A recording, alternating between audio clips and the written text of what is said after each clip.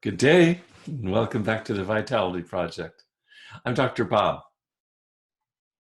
Yesterday, we narrowed our focus from identifying vitality signs, which we'd introduced this week. We narrowed it from looking at vitality signs more broadly to naming those that are specifically related to our bodily health. And you'll recall, including in our Facebook Live events this week with Jason, that we drew special attention to the well-being of our brains, insofar as our brains are so significant in managing our overall health and the robustness of our physical bodies and selves. So how did it go for you to identify something a behavior that you could increase in frequency? Or maybe introduce for the first time that would support your brain and specifically your brain specifically and your body more generally, the health of both of those. How'd it go? I'm curious, what kinds of ideas did you generate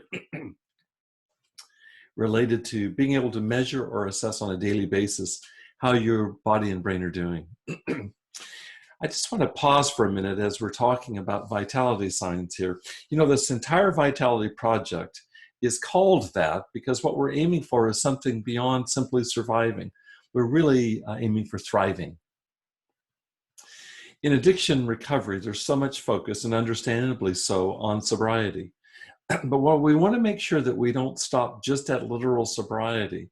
But in other words, the way I think of it is sobriety is handmaiden to something infinitely more desirable. And I think of that as true vitality, wholeness, robustness, optimal well-being.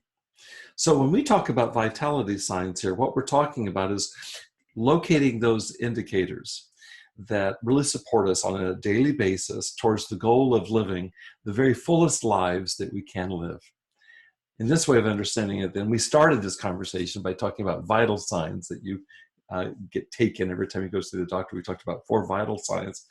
Well, we're looking at those vital signs as themselves foundational precursors to vitality signs. And that's what we're aiming for, is vitality. How's that sound to you? For today's homework assignment, I want to see if we can move beyond thinking in terms of minimal daily requirements. I think of those as just being for survival.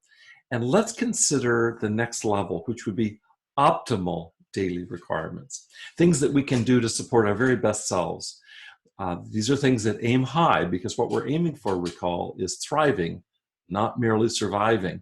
And these are the goals of ours that see beyond sobriety from our various addictions. And remember, we've talked about addictions here in their Latin root sense of being enslavements, and all of us are enslaved, if not to substance.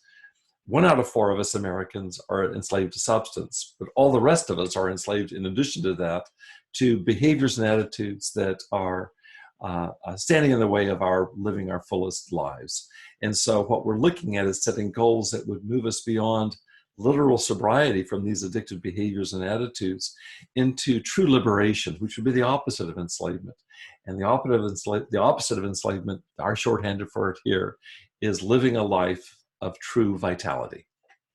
So what I want you to do today is name 1 optimal daily requirement. Maybe it's something you've neglected for a while, either for a short while or maybe for a long while. It's something that you wish to revive once again.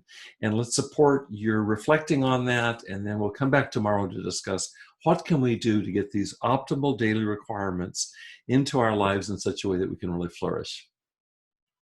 Thanks for joining me today at the Vitality Project.